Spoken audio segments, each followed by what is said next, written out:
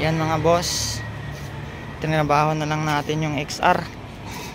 Gagamitin na lang natin to, paparestore na natin to mga idol. Yan, bago lahat to. Lahat ng nakita nating medyo palitin, pinalitan na natin. Bago lining na ito, pati clutch rubber damper tsaka rivets, original lahat. Yan, to bago rin to. Chain slider. Since chain slider niya medyo yan, sa sobrang tagal, kasi original stock pa talaga to. Ito pa yung mga pyesa nito galing kasa pa. Pati yung chain slipper bago na rin yan. Kasi yung dati maliit na lang natira, pud na. Ito side stand spring tsaka side stand bago na din. Ganda oh. Iba talaga pag brand new. Suggest ko sa mga gusto magpalit ng mga pyesa, original talaga ikabit nyo. Kasi iba yung quality ng orig. Isa bumili kayong replacement, wala din, hindi nagtatagal. Ayan, tapos clutch spring, bago na rin yung clutch spring na ito, pero yung stock nya napakaganda pa. Tingnan nyo po, kulay pa pang TMX 155 yung nilagay natin kasi medyo mahaba siya ng konti, tsaka medyo makapal, pero napakalambot pa rin naman ayan kahit one hand ay kahit one finger kaya. Tapos lining, ito yung lining nya, yung original stock pa. May video tayo na isa yung binuksan natin. Sigurado ako na galing kasa pa itong lining na mga ito, kasi hindi pa talaga nabuksan yung engine na ito. Yun, nung binuksan natin, tapos kinabitan natin ng bagong, laki ng pinagbago niya, tumaas talaga yung dito niya. Medyo sliding na rin yung dati. Tapos ito yung damper niya, yan, medyo may kunting alog, kaya diniretso ko na rivets na rin natin, tapos pinalitan natin ng bagong ganito, original din. Chain slipper, ano pa ba yung mga ina natin, yan yung mga ano dito, yung timing chinek na rin natin, tapos binago natin yung gasket nyan, saka mga o-ring, pati carbon brush na ito bago na rin yan mga boss. Tapos dito yung left side gasket bago na yan.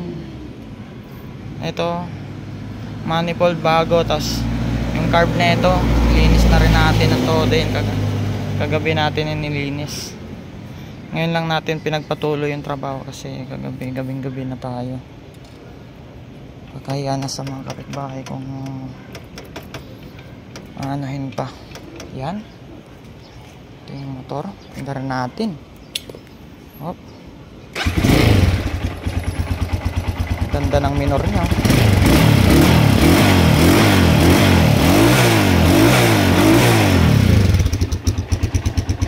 Yan mga boss, napakatahimik ng motor na to, panalo.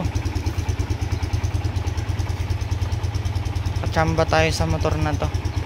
May bibili sana nito kaso tagal magbayad kaya yan, trabaho na lang natin. Hindi na natin to ibebenta mga idol.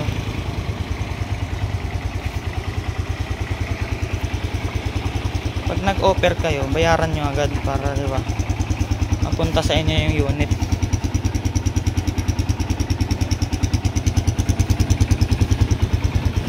Ganda na ito.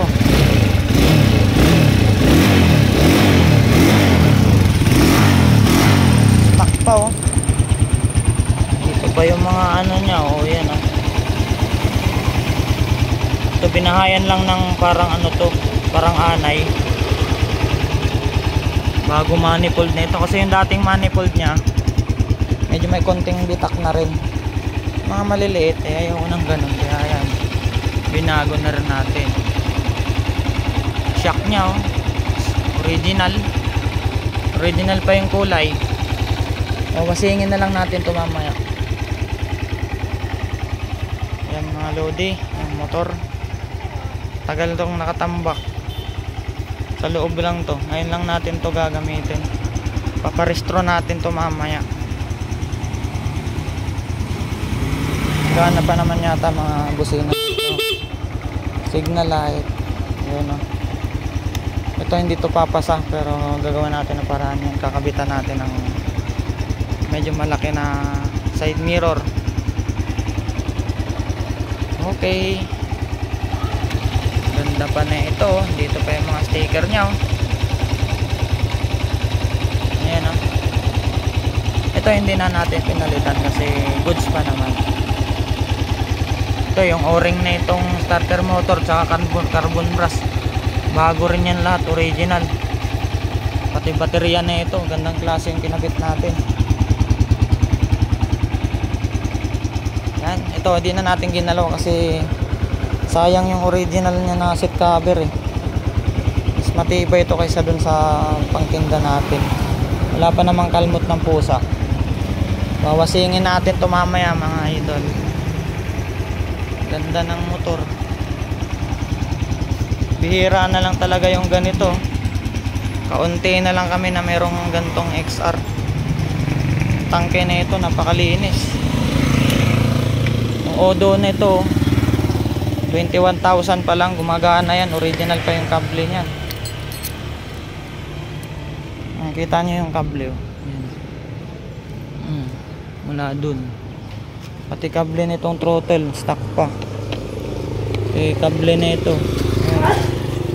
original pa yung mga yan. Saan natin tangke ah.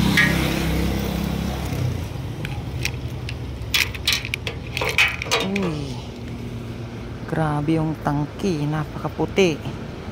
Stock pa, pati yung ano niya. Oh,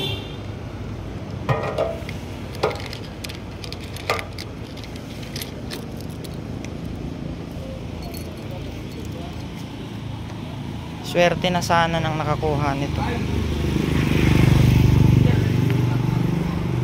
Kaso na bago isip natin eh. Matipid sa gasto, XR. Try natin to pang service, pang daily. Rim na ito, napakasariwa pa. Ito, dito pa yung mga ano nyo. Rolling. Okay, bye bye. Mga boss oh, ay grabe. Binuksan ko yung ano yung yung XR200 natin oh. Di pa nabubuksan pati lining. Ano kuya, hindi pa nabubuksan pati lining ano? Wala pang gas oh. Oh. Di pa napapalitan maski lining. Okay.